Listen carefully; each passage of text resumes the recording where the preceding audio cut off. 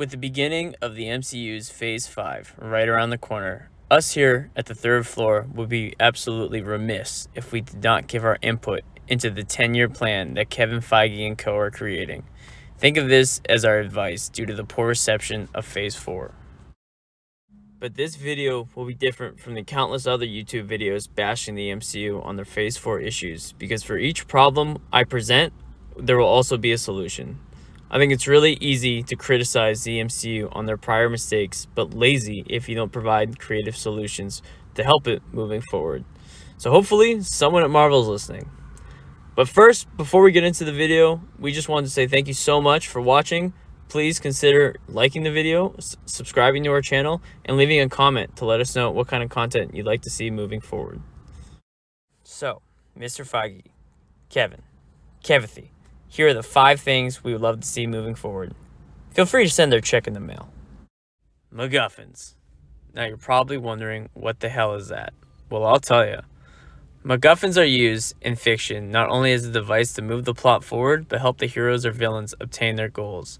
A fantastic example of these would be in the MCU. The Infinity Stones were used not only to intertwine the separate stories, but to ensure the cohesive narrative structure of the 3-arc story that would lead until Endgame. So even if we were watching a separate movie that wasn't an Avengers movie, we were always looking out for an Infinity Stone.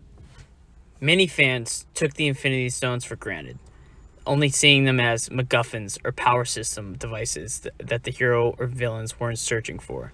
However, they were a fantastic narrative tool that not only made you invested in the greater Avengers films, but in the smaller solo films as well, such as Thor: The Dark World and Doctor Strange.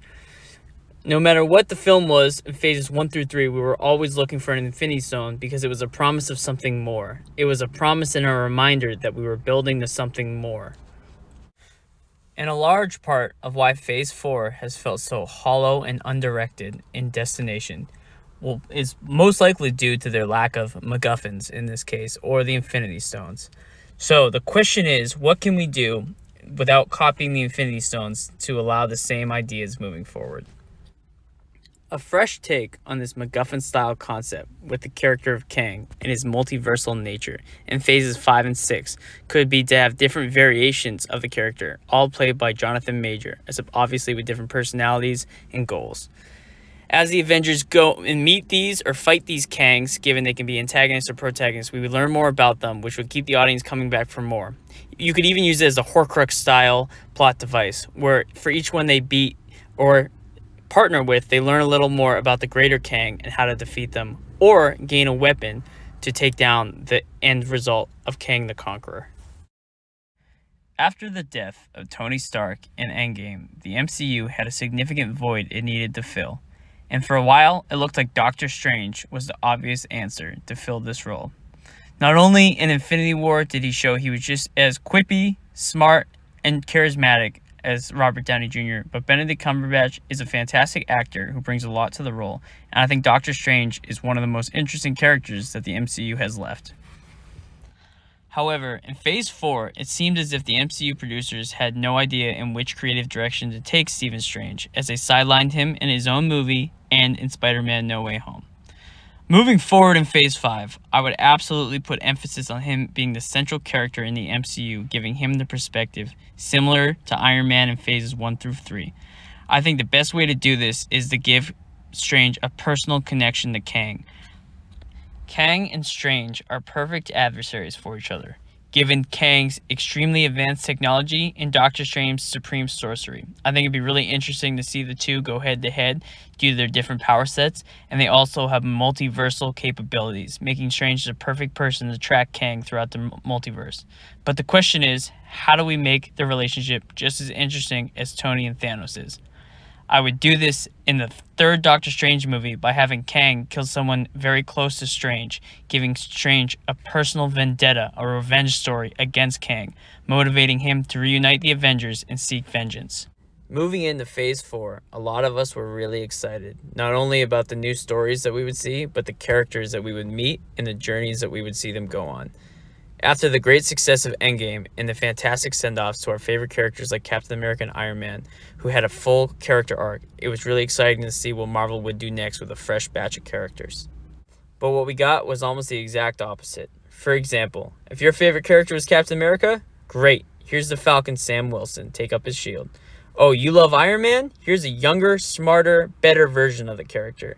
You miss Black Widow? Well, here's her sister. Better never to take up her slot. It could go on as all of our favorite original Avengers were replaced and recasted. And while this may not have seemed like a huge deal at first, as Phase 4 went on, it made these characters just feel cheap and replaceable, almost as if anyone could be recasted and the mantle picked up, which at the end of the day is not why we watch these films. We come to watch these films for the character arcs and to see our favorite heroes experience their journey from start to finish. So if you're just going to recast the same character type with a different actor, what's the point of even watching?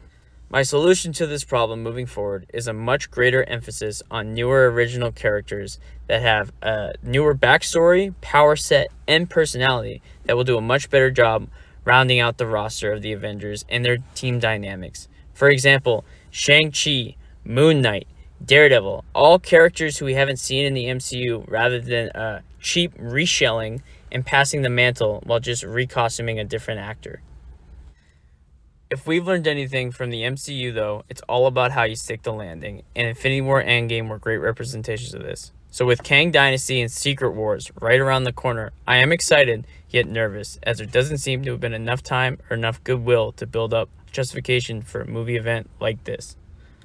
One of the most interesting and appealing rumors I've heard, though, is the reappearance of Hugh Jackman's Wolverine and Tobey Maguire's Spider-Man, as well as other Marvel characters from other universes that will appear in this film.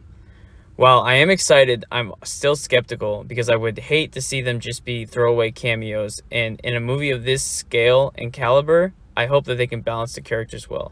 My recommendation for this moving forward would be to get rid of some of the non-essential characters in order to make more room for the main cast. For example, if the Eternals or Thunderbolts or any of the other teams that Marvel is going to build up between phases 5 and 6 don't seem to work well within the story, don't force it.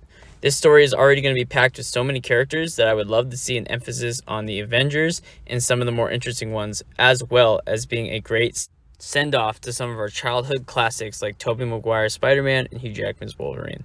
I think this is also smart because coming off of Iron Man's departure from the MCU, it would be really hard to find a character that would have as overwhelming of a death or a departure in this finale of an event. But however, I think there are a lot of Tobey Maguire Spider-Man fans and Hugh Jackman Wolverine fans that if the story was written well enough, we could see just an emotional impact from them sacrificing themselves to win the battle.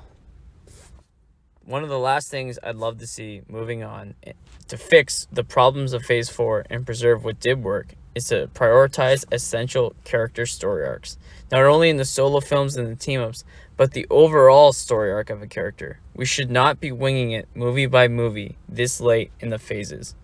A fantastic example of this is Thor, one of the key original Avengers, who now it feels like he's overstayed his welcome in the MCU, while his companions like Cap and Iron Man had fantastic send-offs. It's almost sad. It feels like this character deserves better, and I would like to see moving forward a greater push for movies that take into account a character's previous development and how to handle the character organically moving forward. If you want more on this and Thor's character journey and how we would have solved this in Phase 4, please check out our video, How to End Thor, in our playlist. Thank you so much for listening, and any feedback you can give in the comments or engagement through likes or subscription is very much appreciated. Thanks again. See you next time.